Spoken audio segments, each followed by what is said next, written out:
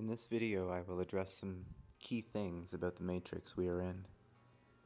If you do not understand or believe in the Bible, spiritual warfare, the Mandela effect, demonic technology, or the general deception being perpetrated daily upon the earth and its inhabitants, then perhaps this video will make little to no sense to you. To some of us, this information is vital to know, and is being shared to help in further understanding and strengthening of one another during this time of very real battle.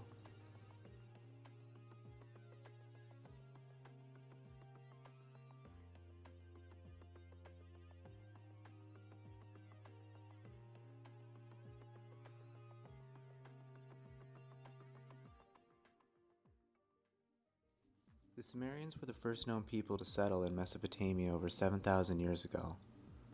Located in the southernmost part, between the Tigris and Euphrates rivers, Sumer was often called the cradle of civilization.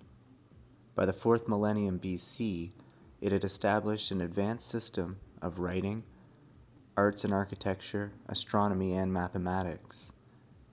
They were credited with establishing the codes of law, the plow, the sailboat, and a lunar calendar. They also developed a numeric system based on the number 60 that is still used to measure seconds and minutes. However, probably the most famous legacy is their writing system. They devised one of the earliest systems known as cuneiform or wedge-shaped symbols. The tablets were then dried in the sun to preserve the text. The Sumerians believed that their gods were responsible for all matters pertaining to the natural and social orders. Of the many gods within the Sumerian pantheon, 7 of them would prove to be the most influential. An, first Sumerian, Lord of the Heavens. Enlil, second Sumerian, King of the Gods. Enki, Sumerian creator of man. Inanna, goddess of sexuality, passion, love, and war, also known as Ishtar and Venus. Utu, a sun god and god of justice, also known as Shamash. Ninhursag, who was worshipped as a mother goddess. And Nana, the god of the moon and of wisdom, also known as Sin. Maybe you have heard of the 7 Elohim in the non-biblical book of Enoch. Genesis 6 tells of angels who bring sin to humanity, causing the flood as well as sin and disease in the present. These Elohim, to some, are also known as the fallen angels, with their legacy living on through the empires of the Akkadians, Babylonians, Egyptians, and Romans.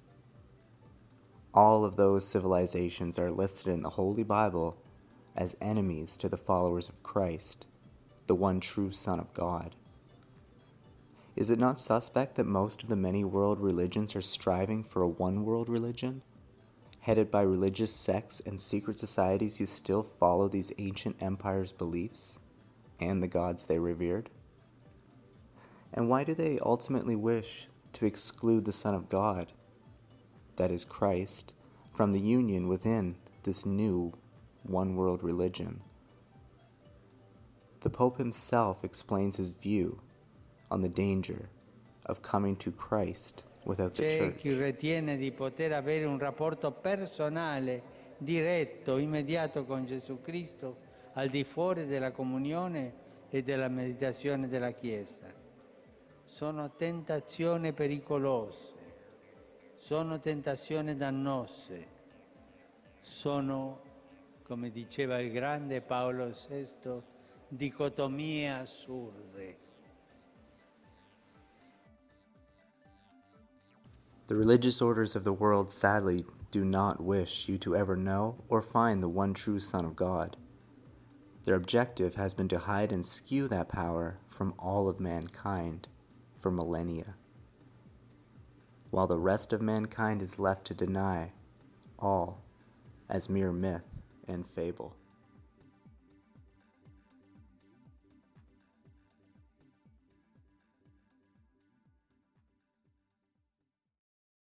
Together, Ishtar, Shamash, and Sin form the Trinity, a term known in many religious sects, contorted to represent Father, Son, and the Holy Spirit.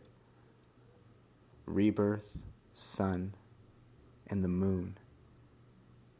Mankind, birthed under the sun, trapped in sin, and recycled back again. Reincarnation is perhaps a term many are familiar with across the world.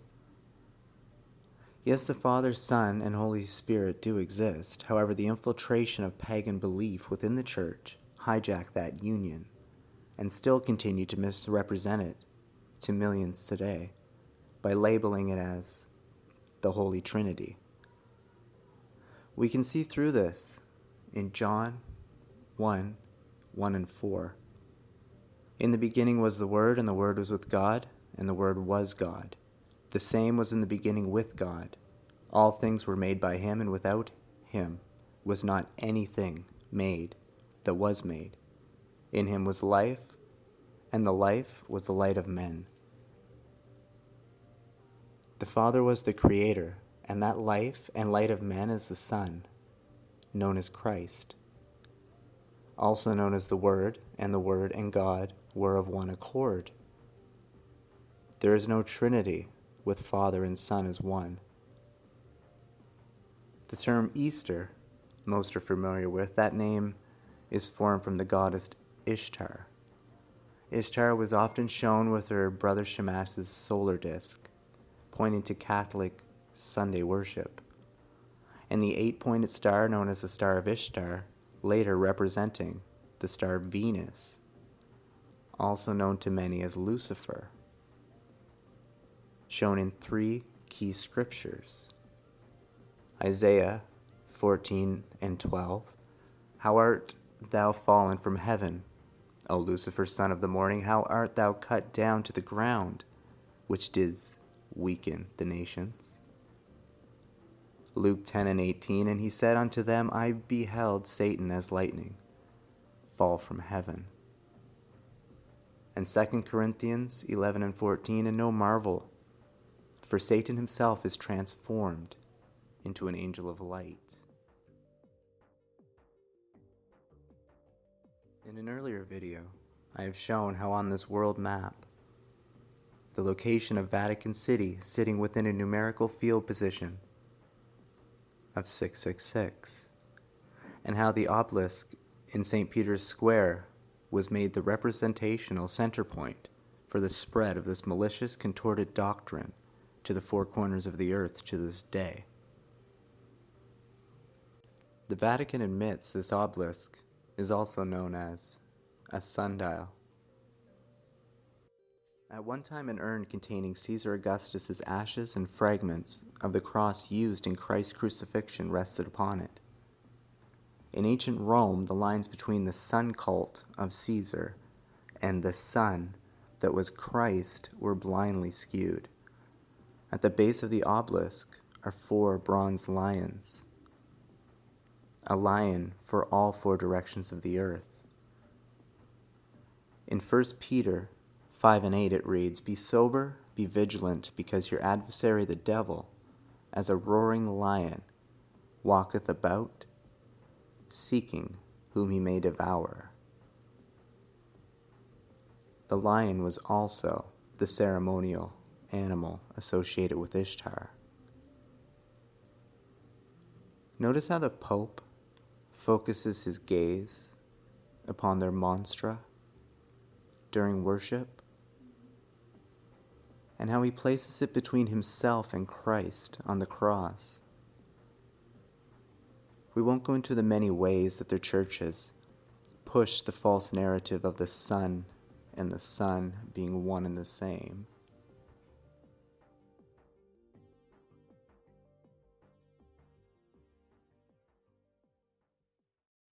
For many, a key chapter in the Holy Bible may ring a familiar bell. It shows us in another light how the goddess Ishtar was perceived within the nation of Israel, by the people who, in their spirit, follow the true Son Christ. Revelation 17, chapter 1 to 9. We meet the whore of Babylon. Revelation 17 and 1. And there came one of the 7 angels, which had the 7 vials, and talked with me, saying unto me, Come hither, I will shew unto thee the judgment of the great whore that sitteth upon many waters. Referencing the Tigris-Euphrates river system. 2. With whom the kings of the earth have committed fornication, and the inhabitants of the earth have been made drunk with the wine of her fornication.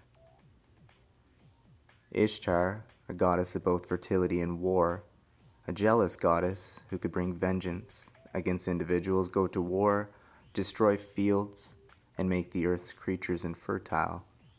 Ishtar was the guardian of sacred harlots, and is described as having sacred priestess prostitutes.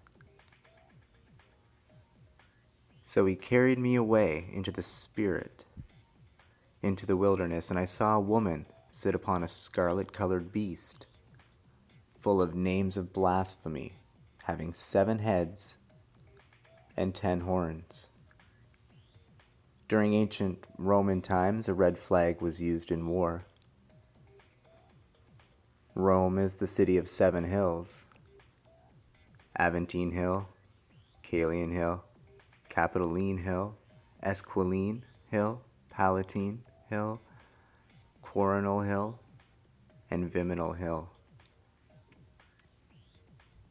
4. And the woman was arrayed in purple and scarlet color, and decked with gold and precious stones and pearls, having a golden cup in her hand full of abominations and filthiness of her fornications.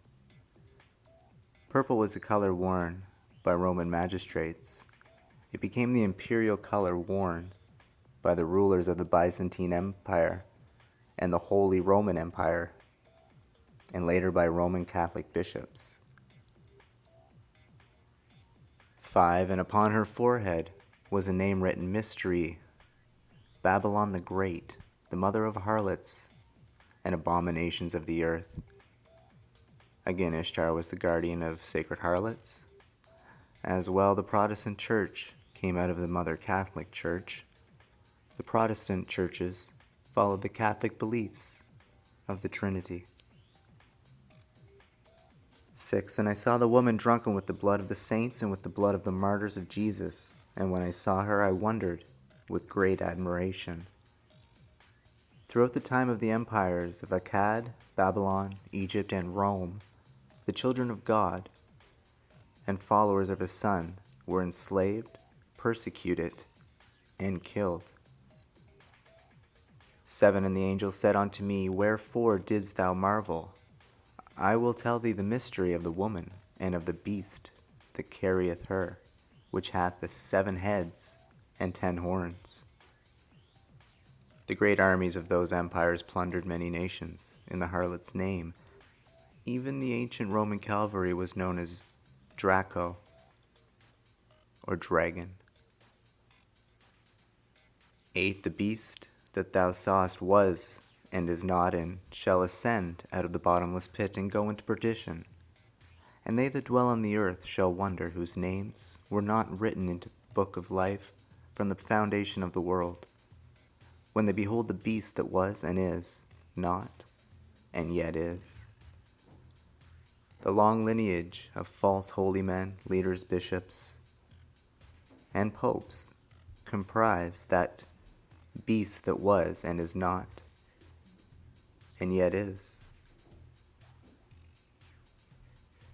And number 9, and here is the mind which hath wisdom. The 7 heads are 7 mountains on which the woman sitteth.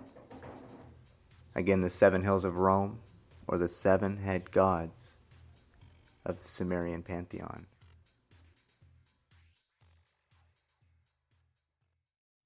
Now here's when we start seeing a few more of the spiritual elements coming into play. as a result of thousands of years of order by worship of these ancient gods. For instance, in the recent years, more and more people claim to have extrasensory perception-like abilities. One example would be thinking something, then seeing it the next day or even moments later. Many times this doesn't happen with only one individual. It can be several in different locations around the world, fed the same message or thought pattern as another millions of miles away. Devices such as technology, architecture, and sacred geometry are used to form a network across the earth. Networks of electromagnetic frequencies, radiation fields, and networks of light. In previous videos I have shown how some of these LED and EMF fields are placed around us. Another extremely rapidly spreading phenomenon is synchronicity. One can literally say a word to another only moments later hearing it across a radio or television set. Alternatively, one could text a word or thought pattern to someone and hear a passerby repeat the phrase, add to the pattern, or even reply a response to it. The motive of this type of real-world manipulation would seem to be to regulate and control people's thoughts and actions, over time narrowing down one's choices within their own mind, creating a hive mindset, a collective of all mankind to be controlled and used for whatever will the leader or queen has deemed necessary. As a result of this, free will would eventually be a thing of the past. It sounds like science fiction, I know, but sadly it is not. This really is the current reality we are living, and the souls of all mankind are in danger of being led into a darkness it may never come back from. Now take into account the supernatural phenomenon known as the Mandela effect, its method, motive, and possible source. Many cannot see or accept Mandela effect as a true phenomenon. The same way even Christians today will deny they have been deceived by the churches in which they worship in. We have all been deceived or conditioned in one way or another on this earth to believe a lie. One lie or many, but we have at one time all fallen victim. For example, many New Agers, they see Mandela effect as a spiritual awakening, connected to the opening of their third eye and the shedding of old energy to welcome in a new world of enlightenment and unification under a God they know as the One. In Freemasonry, for example, their One is named Jabulon. Jabulon is a trinity consisting of Yahweh, a Canaanite Phoenician god, Baal, a sun god of the Phoenicians and the Celts, and Osiris, who is also an Egyptian sun god. Now think of the third eye. Throughout history, this was represented as the pine cone in many cultures. Pine cone symbolism has been shown throughout the world in art and regalia, and even festivals paying homage to it. As you can see, the ones who push this third eye awakening are none other than the same empires who have spent centuries hiding their true spiritual intent from us. Then there are many Christians who believe Mandela effect is of God. The only logic that would appear to be able to be connected with that line of thinking would have to be how so many have been sitting, waiting for a sign or a miracle from God. Most who experience such a phenomenon may not have ever experienced a supernatural or extraordinary occurrence in their lives. Some even believe some changes are of God and other changes of the devil. Such thinking can easily be put to rest with a few key scriptures they themselves claim to believe on. 1 Corinthians 14:33, for God is not the author of confusion, but of peace, as in all churches of the saints. Is physical reality changing at random not a confusing thing? Confusing is quite an understatement. 2 Timothy 1:7, for God hath not given us a spirit of fear, but of power and of love and of a sound mind. Many who experience Mandela effect are struck with immense fear and loss of mental control, questioning each and everything with hesitation due to feeling of mental uneasiness. In Genesis 1:31, and God saw everything that he had made, and behold, it was very good. And the evening and the morning were the sixth day. If God was pleased and knows his creation was good, then why does he now need to update the world's geography, chemical compositions of the air or water, structure of the human body, or even the arrangement of the modern human brain? He simply would not. Let's go back for a moment. Do you recall how the word Easter is derived from the name Ishtar? And for those that insist the German name oyster is the source for the word Easter, remember the German goddess Oyster was the goddess of the dawn, a bringer of light. Again, we see the connection with Venus or Lucifer. Many are aware what people who follow the customs of Easter do in the modern age. On a basic level, for most, it's only about one thing: finding Easter eggs. The dictionary lists Easter egg as 1, an egg that is dyed and often decorated as part of the Easter celebration, or 2, a hidden feature in a commercially released product, such as software or a DVD. Think about number 2. Is not finding these Mandela effects similar to a hidden feature in a film? Try finding these hidden features within your own physical reality. To some of you, that may sound extremely far-fetched, but for others, I'm sure you understand the connection while experiencing these things in real time, every single day. Though this physical reality is not a simulation per se, it was created within a very specific set of parameters that to our human minds could equate to a series of numerical values in simple terms. Like, for example, a home computer. It has its housing, its basic system processes, its cause and effect, and logic circuits, negative and positive poles, and even an off and on switch. Sumerian mythology claims, when the gods, like men, bore the work and suffered the toil of the gods was great, the work was heavy, the distress was much.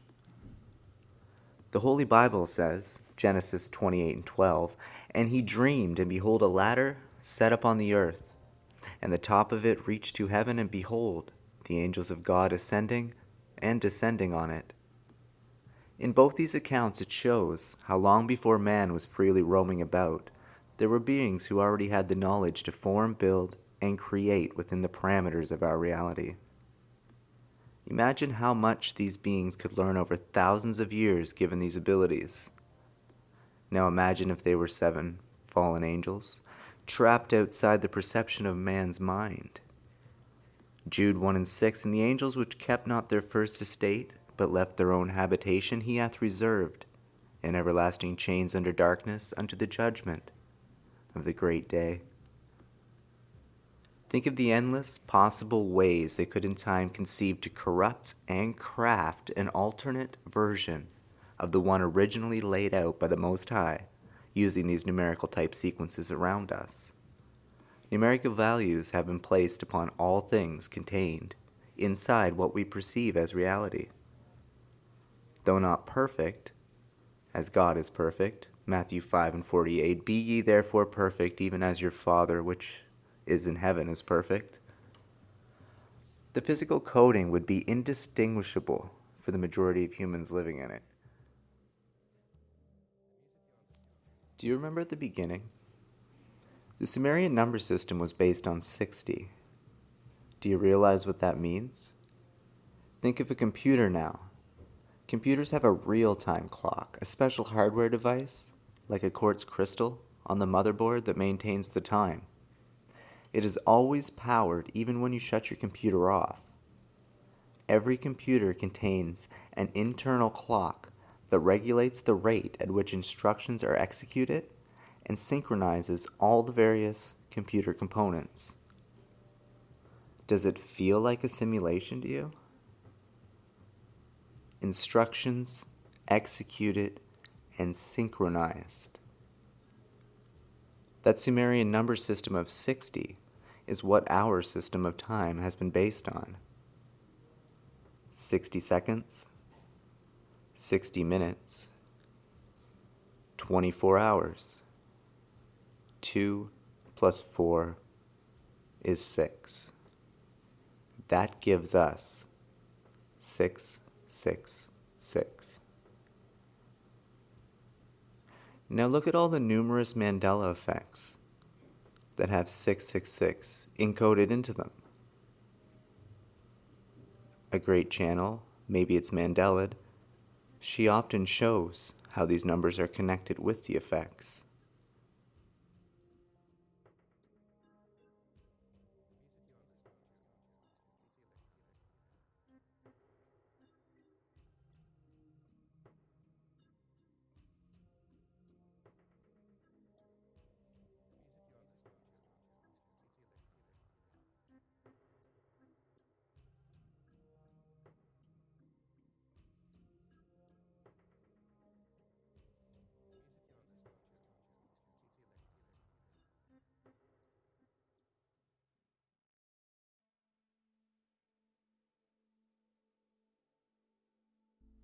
Now look at a few key examples of 666 in other things that were based on the Sumerian Empire.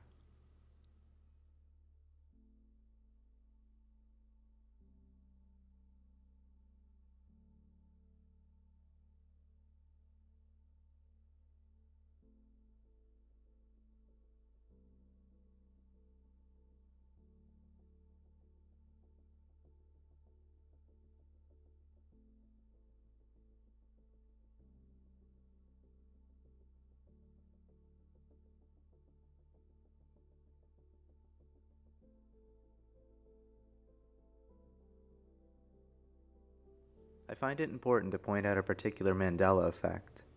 Sandy Diva has shown how every type of feline now has a white stripe on the underneath of their eye area. You know how a football player paints a black crease stripe under their eyes before a game? This is to reduce glare from the sun.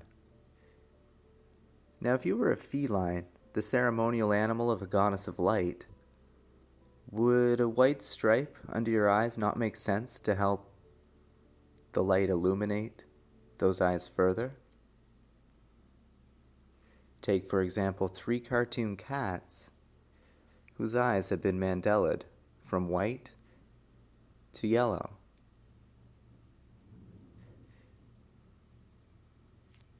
Look at the word sneaky, given to act in secret and conceal one's intentions. Yellow and sneaky are semantically related. In some cases, you can use yellow as an adjective for sneaky. Yellow also lists having a shameful lack of courage.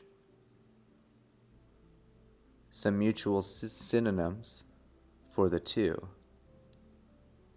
are low, dastardly, unethical, treacherous, tricky, and deceitful.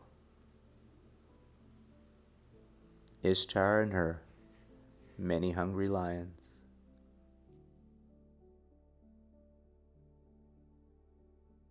Seems although not a simulation, they sure have tried to craft it to appear and run like one. But again, most humans would never even notice the difference. 1 John 2 and 15, Love not the world, neither the things that are in the world. If any man love the world, the love of the Father is not in him. This perpetual light cube has finally began to show its true colors. The synchricide of all humanity is frighteningly real.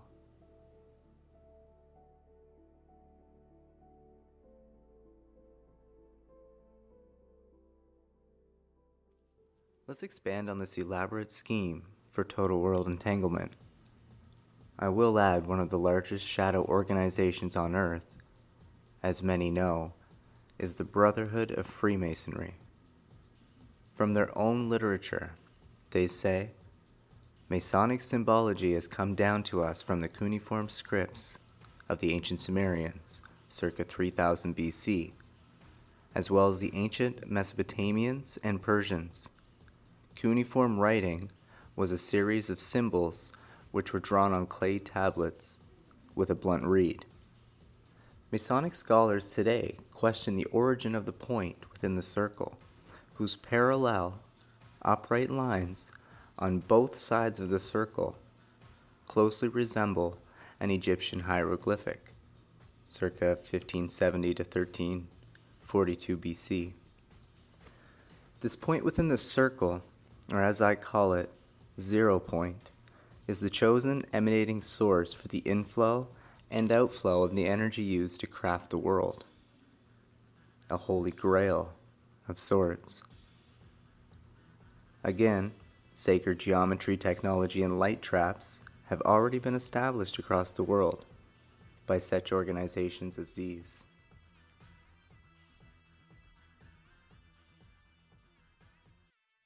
Perhaps this old Sumerian story could help explain some of how such a thing could be possible. Wikipedia shows us, in Sumerian mythology, an ME is one of the decrees of the gods that is foundational to those social institutions, religious practices, technologies, behaviors, and human conditions that make civilization, as the Sumerians understood it possible.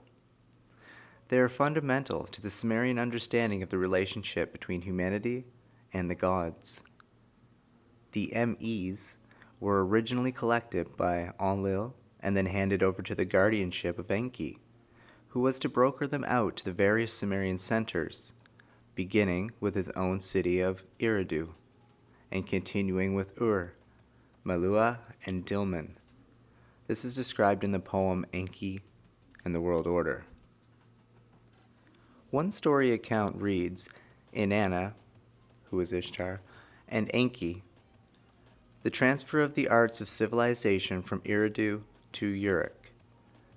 She's the god of Uruk and desires to increase its influence and glory by bringing the Emmys to it from Eridu. She travels to Enki's Eridu shrine in her boat of heaven and asks the Emmys from him while drunk, whereupon he complies. After she departs with them, he comes to his senses and notices they are missing from their usual place, and on being informed what he did with them, attempts to retrieve them. The attempt fails, and Inanna triumphantly delivers them to Uruk. The Sumerian tablets never actually describe what any of the MEs look like, but they are clearly represented by physical objects of some sort. Not only are they stored in a prominent location in Enki's shrine, but Inanna is able to display them to the people of Uruk after she arrives with them in her boat. Some of them are indeed physical objects, such as musical instruments, but many are technologies like basket weaving or abstractions like victory. It is not clarified in the poem how such things can be stored, handled, or displayed.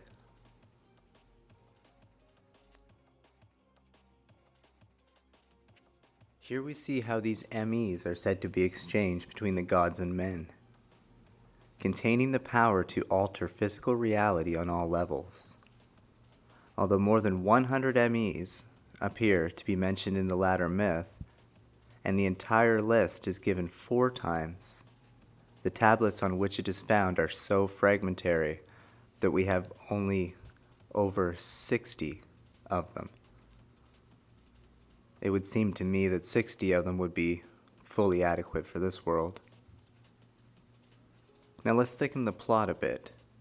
In Mesopotamian mythology, the Tablet of Destinies was envisaged as a clay tablet inscribed with cuneiform writing, also impressed with cylinder seals, which is a permanent legal document conferred upon the god Enlil, his supreme authority as ruler of the universe.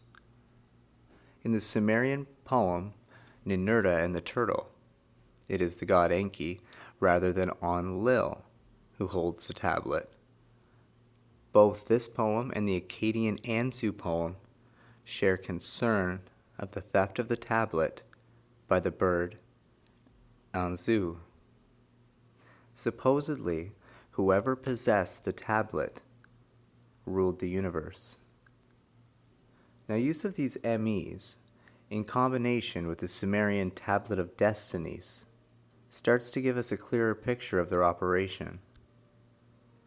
Enlil, god of air and keeper of the tablets of destiny, those magical tablets of power on which was written all that was, all that is, all that would be, stood in the gateway of his palace, its inlaid bricks gleaming blue and gold in the mountain sunlight.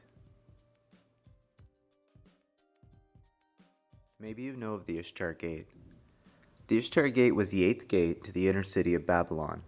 It was constructed in about 575 BC by order of King Nebuchadnezzar II on the north side of the city. It was part of a grand walled processional way leading into the city. The walls were finished in glazed bricks, mostly in blue, with animals and deities at intervals, and also made up of bricks that are molded and colored differently. The remnants of the original gate and processional way have been housed in Berlin's Pergamon Museum since that institution's founding in 1930. Iraq reconstructed the thoroughfare at one of the higher levels since the 1990s. Just adding that many of these Sumerian landmarks and artifacts have been being reconstructed heavily in the past 20 years.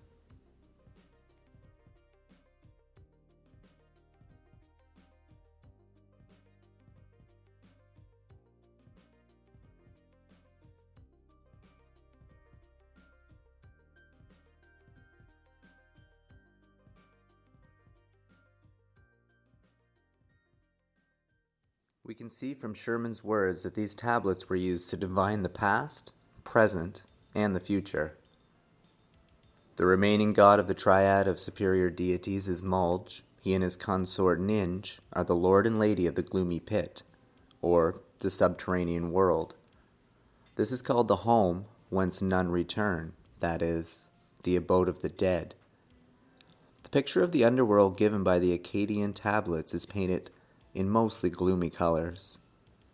There were believed to be 7 doors to this world, but the principal entrance was located at the great mountain of the west, where the sun sets. In the lower world, together with Mulj and his consort, there lived 7 other gods, his sons, who lived, as one of the incantations says, in the flames. We find mentioned the male and female spirits, lords of the infernal regions. The master of the lower abyss had begotten, besides Namtar, one of the warrior gods whose special mission it was to combat demons, monsters, and plagues, like a true Hercules. This was Nindara, who was called also Ures, and was afterwards assimilated to the Chaldeo-Babylonian deity Adar. Nindara was a nocturnal sun, the sun hidden in the lower world during half this course. Perhaps some of you know of the black sun. This shows us that the 7 gates and their correspondences pertain to the gods that dwell beneath the earth, just like the subterranean world that is ruled by Dingur, Enlil, and 7 other gods, being his sons. 7 lords in Egypt, Sumer, and India, who are responsible for creation in its earliest stages. 7 lords who dwell in the underworld, an underworld understood by both the Egyptians and Sumerians as existing simultaneously under the world and in space beyond the planets. Here we see the term underworld in both Egyptian and Sumerian cosmology, pertaining to a place underneath the earth and in the stars which lie beyond the planetary realm. This is a very important aspect of ancient Mesopotamian cosmology. In their belief, within the earth exists an exact replica of our solar system.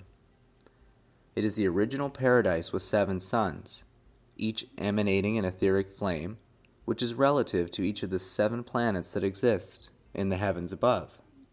These 7 etheric suns rotate around 2 joined stars of negative and positive polarity, situated vertically, one above the other almost appearing as one. These central 2 suns, which stand one on top of the other and rotate clockwise around each other, emanate an etheric property relative to iron, as Nergal is regarded as the ruler of the underworld among the Chaldeans. These 2 stars rotate around each other vertically, and the 7 etheric stars rotate around the nucleus horizontally, as was depicted in ancient Mesopotamian history as the 8-pointed star. The kingdom of iron I have in the past associated with Lucifer. Iron played an important role throughout mankind's history. Even the Mandela'd Ford logo shows us it is of iron. And the Star of Ishtar, remember, is an 8-pointed star.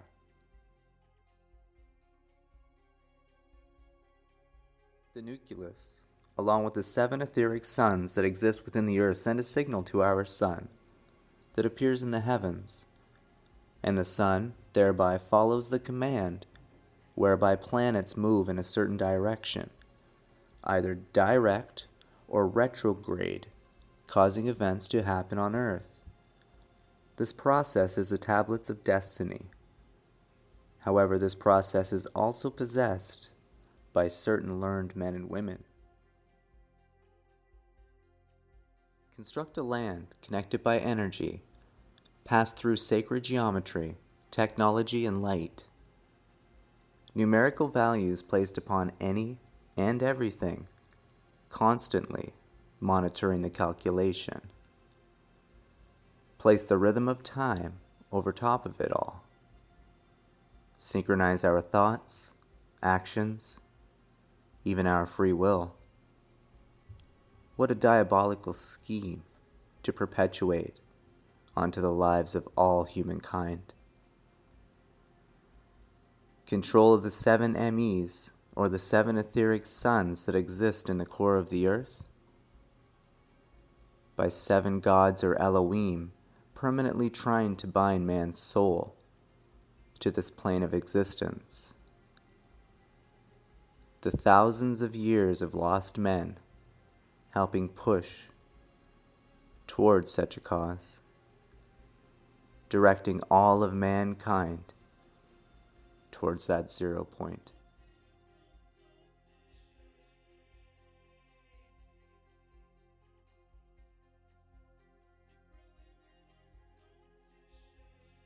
Perhaps Corona put it best in her 93 hit. Round and round we go, each time I hear you say, this is the rhythm of the night. However, if this all seems too far-fetched to believe, then perhaps you should simply direct your mind back to the blue LED running within the device you are watching this on, and gently fall back to sleep. God bless.